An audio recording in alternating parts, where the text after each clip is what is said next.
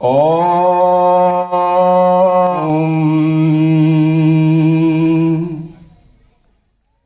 विश्वानि देव सवितर्दुरितानि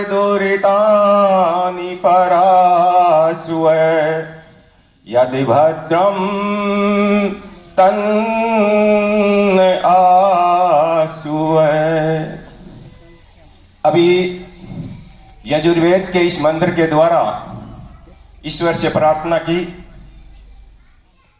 कि है सब जगत को उत्पन्न करने वाले, समग्र ऐश्वर्य युक्त, शुद्ध स्वरूप, सब सुखों को देने वाले परमेश्वर, आप कृपा करके हमारे संपूर्ण दुर्गुण, दुर्व्यसन और दुखों को दूर कर, और जो हमारा कल्याण करने वाले गुण, कर्म, स्वभाव और पदार्थ है वह सब हमको प्राप्त कराइए। आज के इस यजुर्वेद पारायण महायज्ञ के ब्रह्मा पंडित शिव कुमार जी शास्त्री जी उत्तर प्रदेश से पधारे राजस्थान में आर्य जगत के प्रसिद्ध भजनोपदेशक पंडित भूपेंद्र शास्त्री जी, भजनों में इनका साथ दे रहे पंडित लेखराम जी, नागौर जिले के प्रधान आर्य समाज के यशमुनि जी, नागौर जिले के आर्य समाज के मंत्री श्री गजेंद्र जी, डीडवाना आर्य समाज के प्रधान हनुमान राम जी, लाडनू आर्य समाज के मंत्री ओमदास जी, अध्यक्ष विभिन्न गांवों और शहरों से पधारे आर्य बंधुओं, जावड़ा ग्राम के श्रोतागणों, पूजा और सत्कार योग्य माताओं, गुरुकुल की कन्याओं, हमारे ऋषियों ने नित्य करने योग्य 5 कर्म बताए हैं जिन्हें पंचमा यज्ञ कहते हैं। आइए इन 5 यज्ञों पर थोड़ा चर्चा करें। यद्यपि यज्ञ अपने आप में अत्यंत महत्वपूर्ण और उपयोगी है जिसे हर गृहस्थ को करना ही चाहिए। इसमें पहला है ब्रह्म यज्ञ, जिसे संध्या करना कहते हैं। ब्रह्म यज्ञ आत्म कल्याण में सहायता करता है, करना चाहिए। अब दूसरा है देव यज्ञ। इसकी अपने माता पिता, दादा दादी, वृद्धों की उनकी आवश्यकताओं की पूर्ति करना, उनकी सेवा करना पितृयज्ञ कहलाता है। इसे भी हर मानव को प्रतिदिन करना चाहिए। और चौथा है अतिथि यज्ञ, जिसकी कोई आने की तिथि निश्चित की गई हो और अपने परिवार से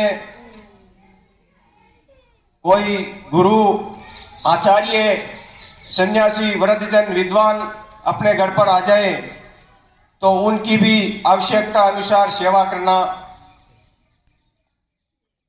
अतिथि यज्ञ कहलाता है।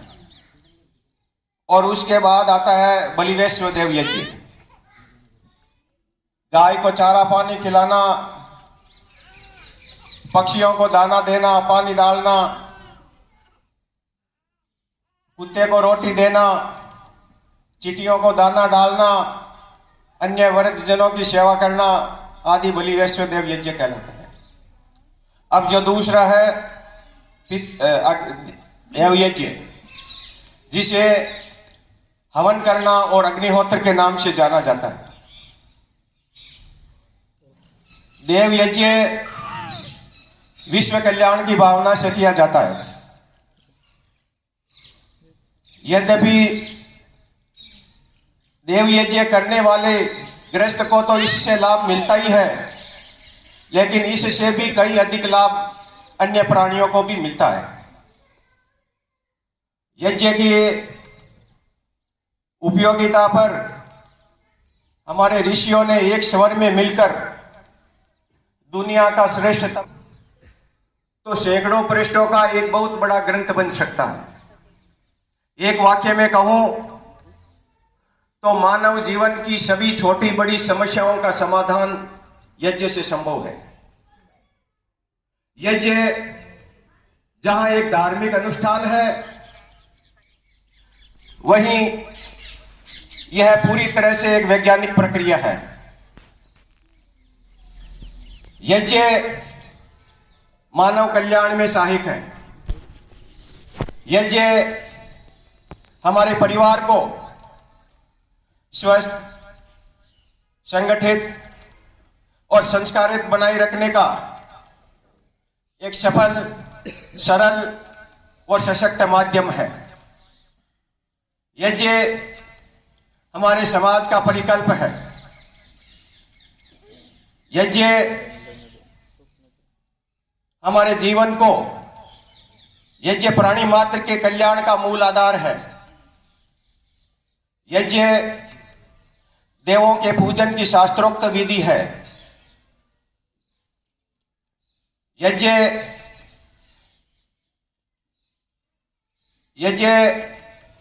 पर्यावरण को शुद्ध व संतुलित बनाए रखने का सरल, सफल और प्रभावी कारगर उपाय है।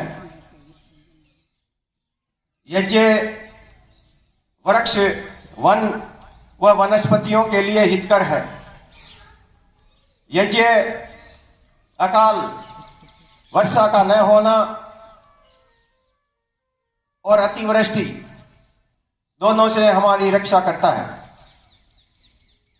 यज्ञ के बारे में भगवान पुरुषोत्तम श्री राम ने कहा, यज्ञ की रक्षा मर्यादा पुरुषोत्तम श्री राम ने की थी। यज्ञ का गुणगान योगीराज श्री कृष्ण ने गीता में किया है। कृष्ण कहते हैं, यज्ञ शेष खाने वाला सब पापों से मुक्त हो जाता है। जो गृहस्थ यज्ञ नहीं करता, उसके दोनों लोक परलोक नष्ट हो जाते हैं। आगे कृष्ण बहुत कड़े शब्दों में कहते हैं, यज्ञ के बिना जीवन नहीं। यज्ञ नहीं तो वर्षा नहीं, वर्षा नहीं तो अन्न नहीं, और अन्न नहीं तो जीवन नहीं।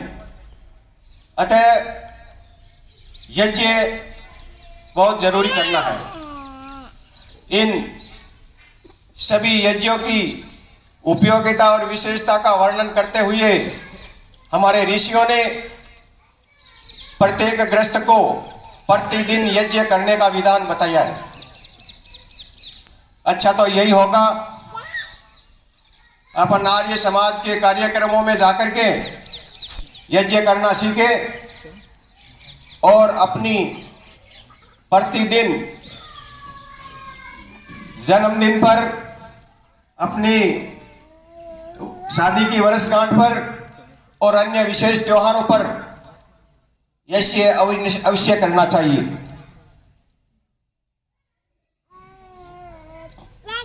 यज्ञ अवश्य करना चाहिए और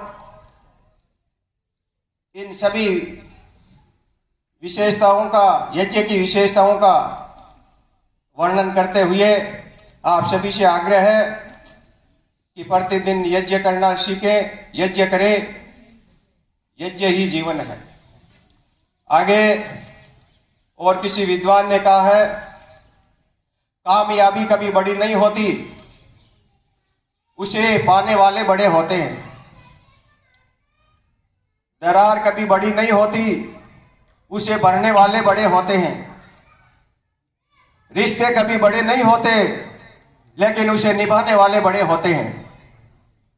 अमीर कभी बड़े नहीं होते, औरों की मदद करने वाले बड़े होते हैं। आइए, कैसा करे दान जो बनाए धनवान। दान देने से पैसा तो कम होता है, पैसा तो खर्च होता है, लेकिन लक्ष्मी जी कभी कम नहीं होती। अतः गुरुकुल के कन्या गुरुकुल चला रहे हैं, अपनी भावना से ये श्रेष्ठ कार्य है।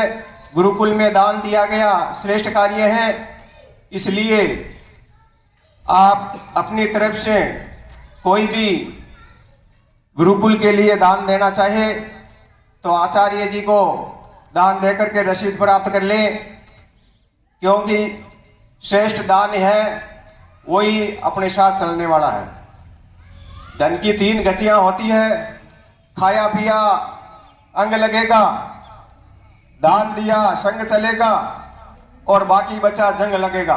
अतः अपनी जंग दान धर्म पैसे को जंग लगने से बचाना है और श्रेष्ठ कार्यों के अंदर अपने तन मन धन से गुरुकुल के लिए दिया गया दान श्रेष्ठ दान है।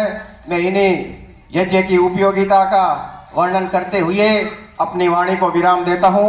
ओम शम। अमृतलाल जी ने अपने भाव बहुत, हमने तो ये समझा के बहुत ऊंची वक्ताएं बहुत अच्छी बात कह रहे थे। इन्होंने तो सबका जो है मतलब एक तरह से समर्थन कर दिया, तो बहुत अच्छी बात है। मैंने वैसे दान कभी इस तरह से मांगा नहीं है और अब मुझे मांगना पड़ेगा, नया गुरुकुल खोल रहे हैं। ठीक है, धन्यवाद। भावना नाम लिखवा देना या तुम लिख लो तो काट।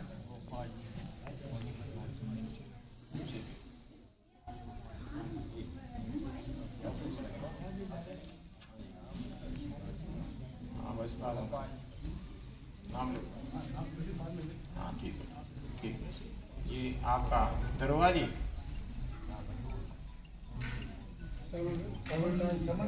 श्रवण सिंह जी। हाँ ठीक, चलो मैं लिखवा।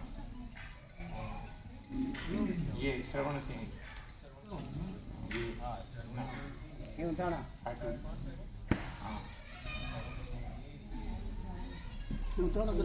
नाम बता दें।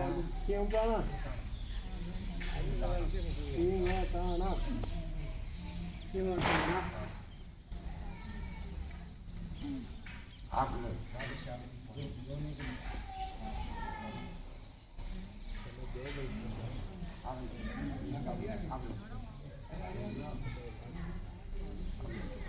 आपकी भाषा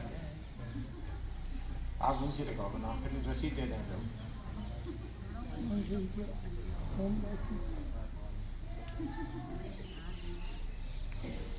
कृष्णाराम की पत्नी भी